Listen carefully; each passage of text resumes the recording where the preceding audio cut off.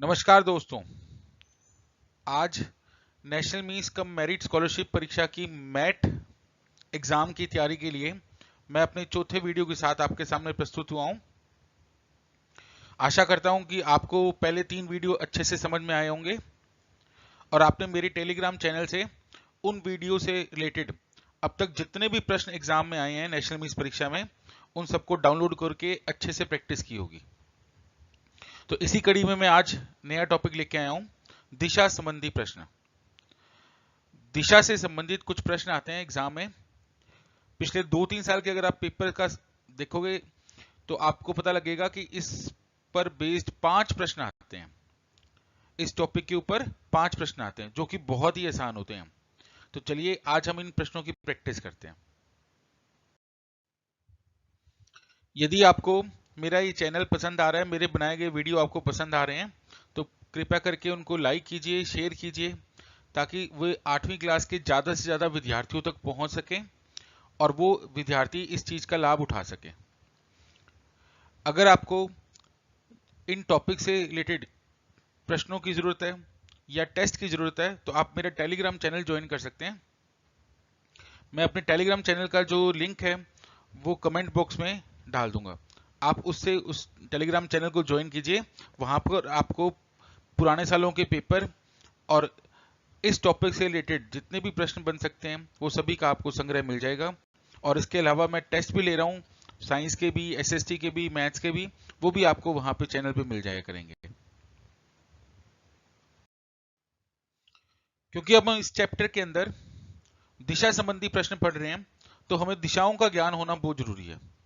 तो उसके लिए ना आप अपनी कॉपी पे जब भी ऐसा कोई प्रश्न देखो ना तो इस तरीके से बना लिया करो। ये ऊपर की तरफ होती है उत्तर दिशा, नीचे की तरफ दक्षिण दिशा, इस दिशा को हम बोलेंगे पूर्व और यहां हम बोलेंगे पश्चिम। और उत्तर और पूर्व के बीच में जो दिशा होगी उसको बोलेंगे उत्तर पूर्व। दक्षिण और पूर्व के बीच में जो दिशा है इसको बोलेंगे दक्षिण पूर्व। और ऐसे दक्षिण और पश्चिम के बीच में दक्षिण पश्चिम।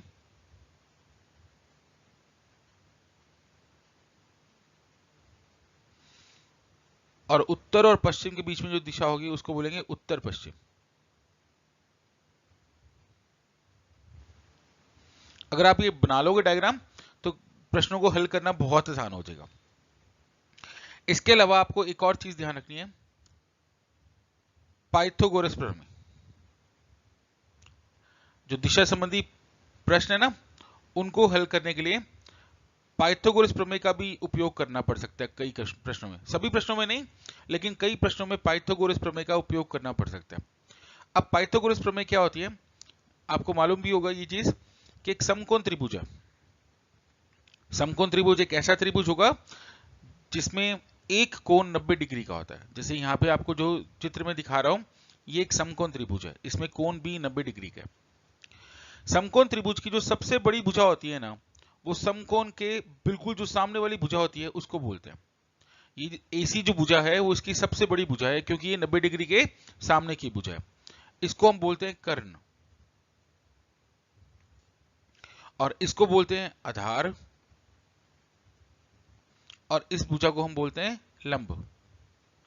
समकोण त्रिभुज की भुजाओं को हम कर्ण, आधार और लंब से निरूपित करते हैं। पाइथागोरस प्रमेय क्या चीज कहती है अपने को कि जो सबसे बड़ी भुजा यानी कर्ण का वर्ग है वो बाकी दोनों भुजाओं के वर्गों के योगफल के बराबर होता है।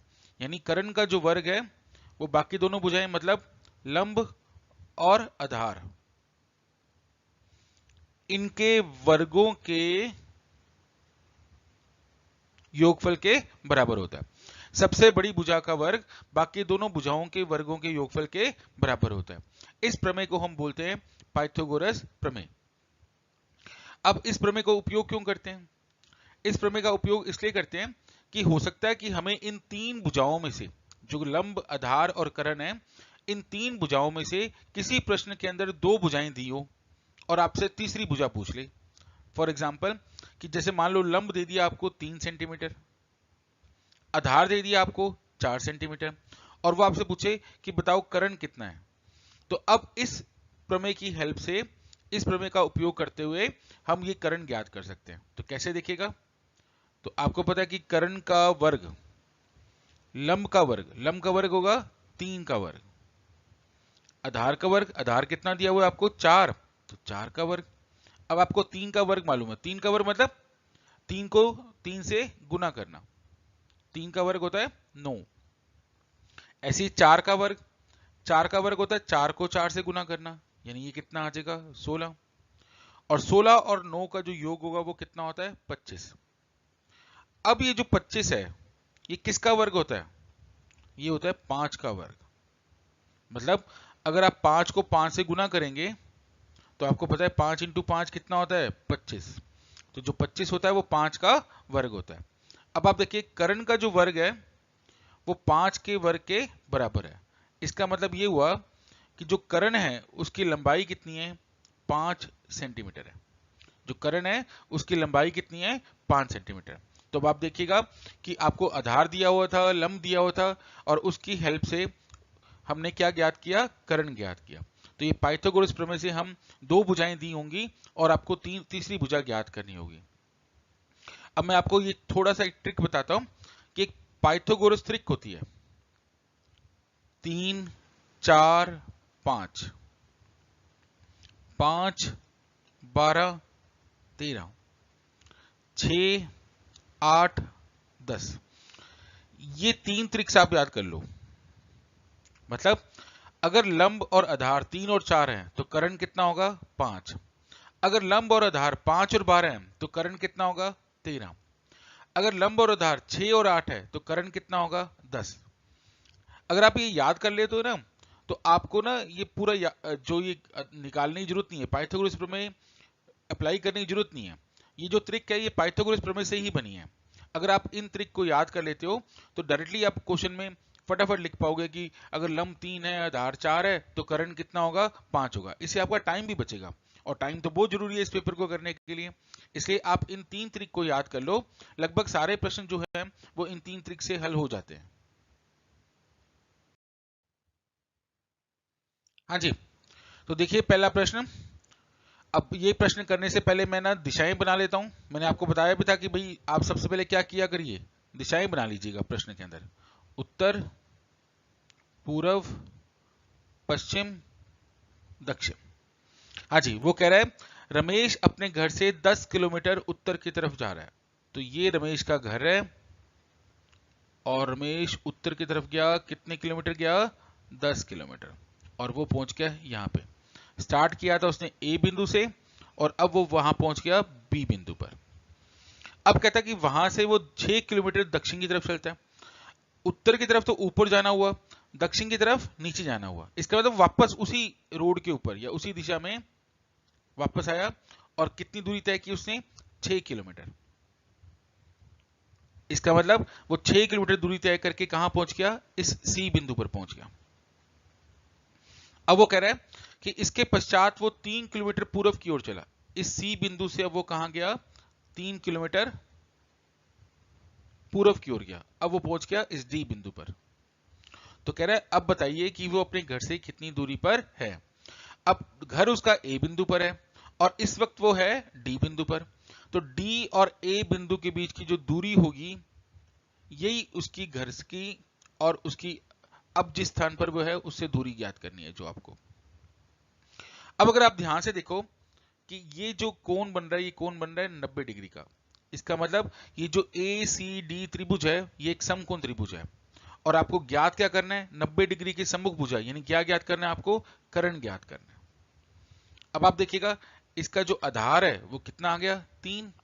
अब मुझे ये एसी भुजा ज्ञात करनी है। अब आपको पता है कि जो ए बी दूरी है वो कितनी है 10, बीसी दूरी कितनी है 6। तो जो एसी दूरी होगी वो 10 में से 6 माइनस करूंगा तो कितनी आ जाएगी 4 किलोमीटर।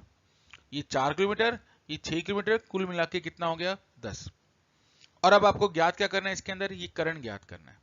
तो अब आप देखिएगा इसका आधार और इसका लंब 3 और 4 है, और अभी मैंने आपको पाइथागोरस ट्रिक बताई थी ना कि अगर एक दूरी 3 एक 4, तो जो करण होता है वो कितना होता है, 5 होता है। आपको ज्ञात करने की भी जरूरत नहीं है कि इसका जो करण होगा वो कितना होगा, 5 किलोमीटर। इसका मतलब जिस स्थान पर वो अब है उस स्थान से उसके घर की जो दूरी है वो कितनी है, 5 किलोमीटर है। अगला प्रश्न देखिएगा, कहता है महेंद्र 30 किलोमीटर उत्तर की तरफ जाता है। फिर एक बार हम दिशाएं बना लेते हैं।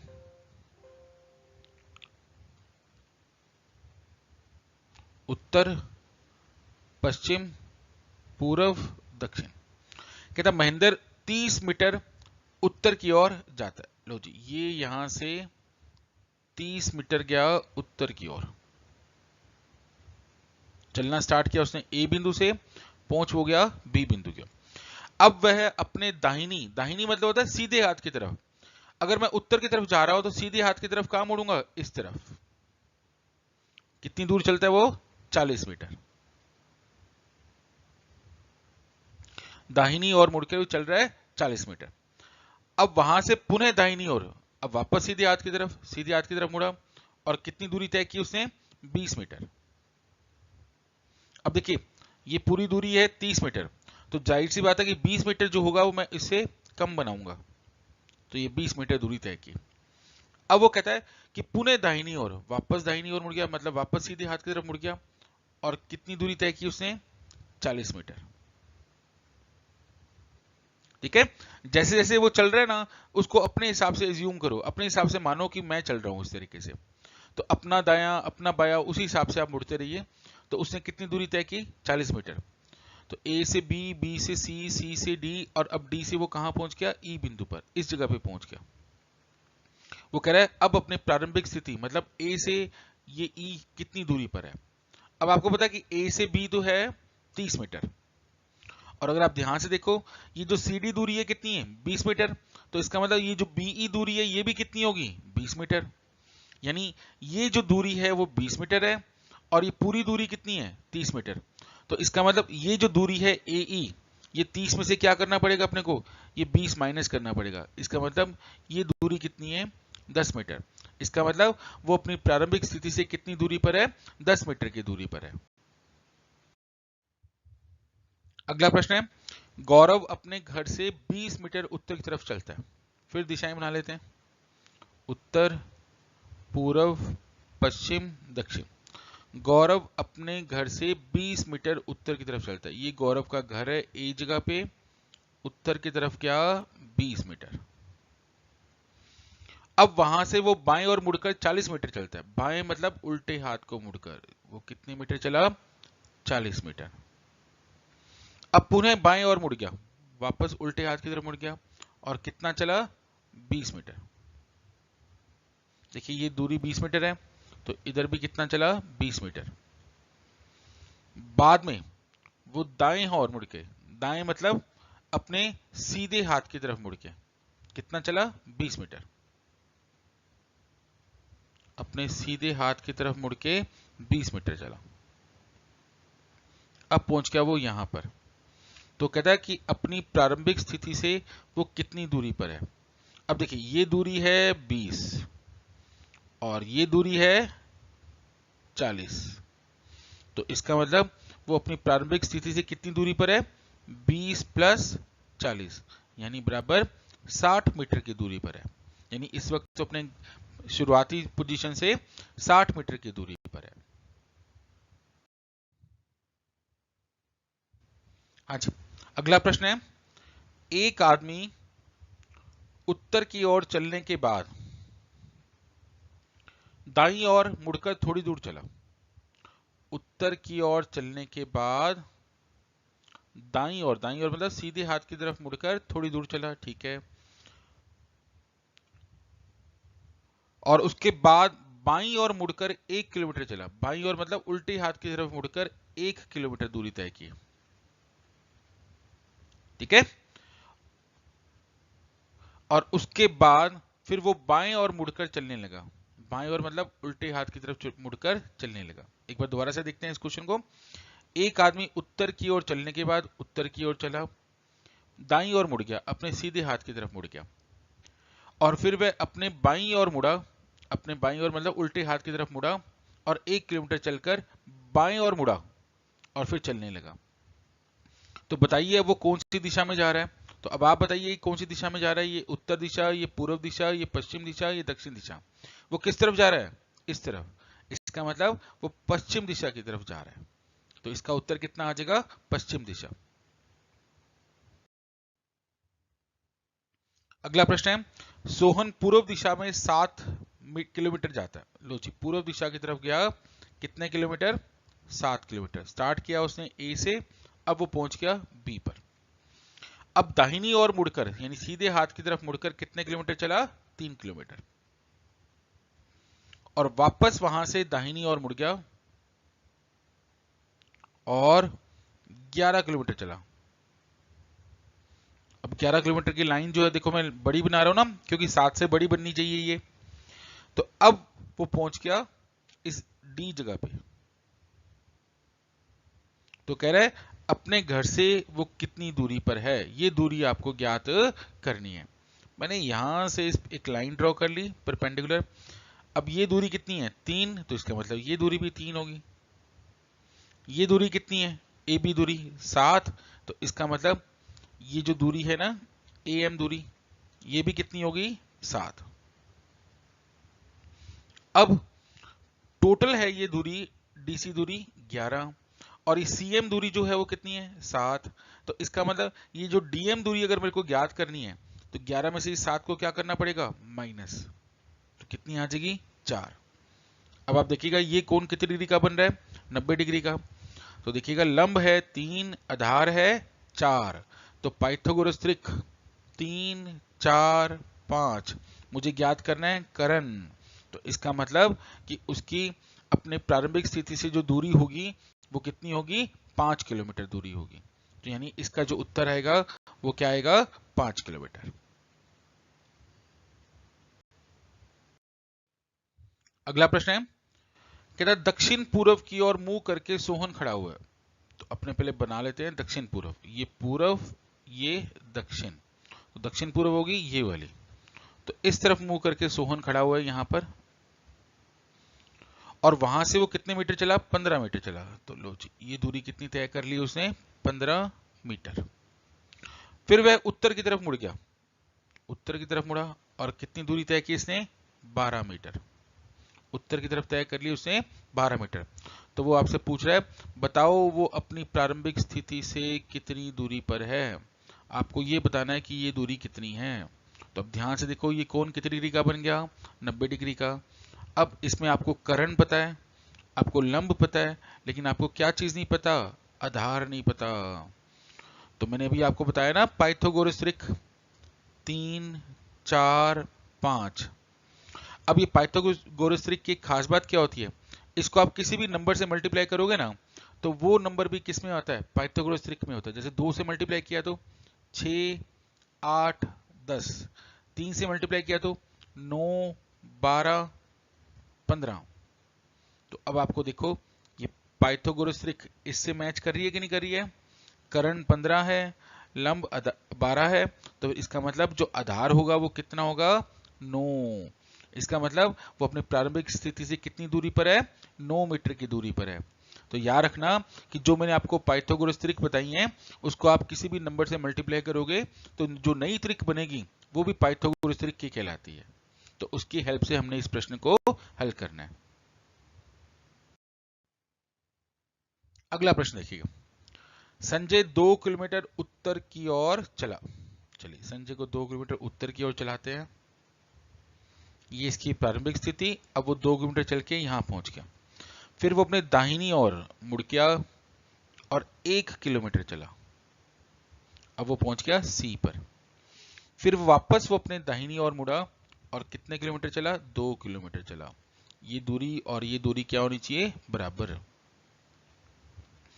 अब उसका चेहरा किस दिशा में है, दिशा बतानी है तो उत्तर, दक्षिण, पूर्व, पश्चिम। तो अब उसका चेहरा किस दिशा में है, उसका चेहरा है दक्षिण दिशा में। तो इसका उत्तर कितना आ जाएगा, दक्षिण दिशा।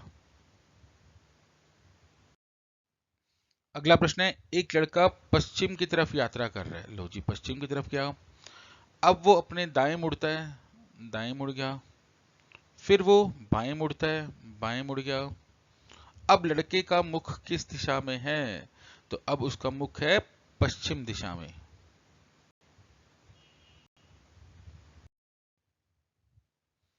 प्रतिज्ञा दक्षिण दिशा में चलना शुरू करके 15 कदम चलती है। लो जी, दक्षिण दिशा में कितनी दूरी गई? 15 कदम। अब वो 2 बार अपने बाएं घूमी, बाएं मतलब उल्टे हाथ की तरफ घूमी, 2 बार घूमी बाएं, 15 यहां और फिर 15 वापस ऊपर की तरफ। तो बताओ वो अपने प्रारंभ वाले स्थान से कितनी दूरी है? ये इसका प्रारंभ वाला स्थान था, अब वो यहां पर है, तो वो कितनी दूरी पर है? 15 कदम की दूरी पर है। तो इसका आंसर आ जाएगा 15 स्टेप। राधा अपने घर से पूर्व दिशा की ओर मुख करके चली। चलिए, राधा का घर ये रहा, अपनी घर से पूर्व दिशा की ओर मुख करके चली।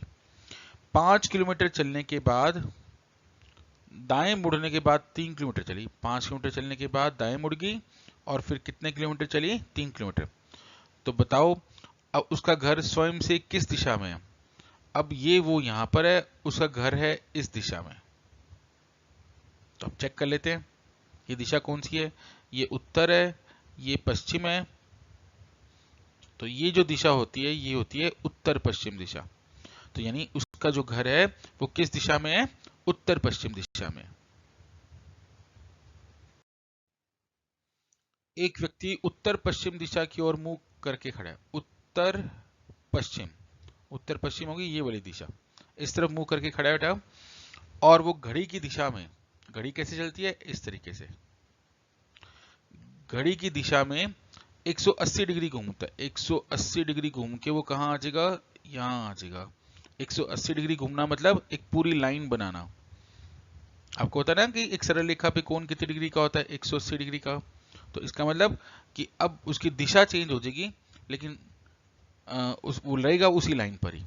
तो अब ये जो दिशा है ये दक्षिण है और ये पूर्व है। तो अब उसका मुख किस दिशा में है? दक्षिण पूर्व दिशा में होगा। सूर्योदय के समय सुरेश एक खंबे की तरफ मुंह करके खड़ा है। खंबे की छाया सुरेश के दाईं तरफ गिर रही है। तो बताइए सुरेश का मुंह किस दिशा में है? चलिए, तो अब आपको पता है कि भाई जो सूरज उगता है वो पूर्व दिशा में से उगता है, और कोई भी ऑब्जेक्ट है, कोई भी वस्तु है, तो उसकी जो परछाई बनेगी ना वो सूरज के विपरीत दिशा में बनती है। इसका मतलब अगर सूरज पूर्व दिशा में उग रहा है तो उसकी जो परछाई है वो कहां बनेगी? पश्चिम दिशा में बनेगी। सूरज है पूर्व दिशा में और परछाई बनेगी पश्चिम दिशा में। अब कह रहे हैं सुरेश एक खंबे की तरफ मुंह करके खड़ा है। चलिए, खंबे की तरफ मुंह करके खड़ा है, तो मान लो ये वो खंबा है और यहां सुरेश है, ठीक है। तो कह रहा है खंबे की जो छाया है वो सुरेश के दाईं तरफ है। खंबे की तरफ मुंह करके खड़ा है और खंबे की जो छाया, छाया तो अब इस तरफ बनेगी, ये सुरेश का क्या होएगा? दायां तरफ होगा, ठीक है। तो अगर ये सुरेश का दायां, अब देखिएगा अगर मैं उत्तर की तरफ मुंह करके खड़ा हूं तो ये तो मेरा बायां हिस्सा हुआ, इसका मतलब ये तो गलत हो गया।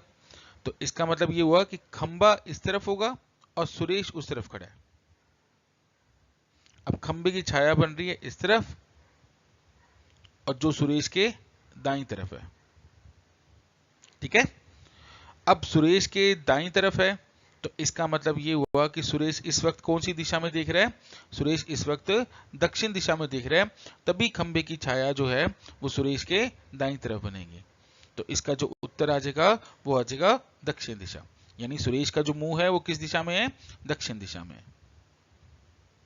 हूं कि आपको ये वीडियो भी अच्छा लगा होगा। अगर आपको ये वीडियो अच्छा लगा, आपके कोई सुझाव हैं तो आप मुझे कमेंट करके बता सकते हैं। और अगर आपको ये वीडियो अच्छा लगा तो आप सभी ये वीडियो को लाइक करिए, शेयर करिए, ज़्यादा से ज़्यादा लोगों तक पहुंचाइए, ताकि सभी बच्चों को जो 8वीं क्लास में इस वक्त सरकारी विद्यालय में पढ़ रहे हैं उनको इसका लाभ प्राप्त हो सके। धन्यवाद।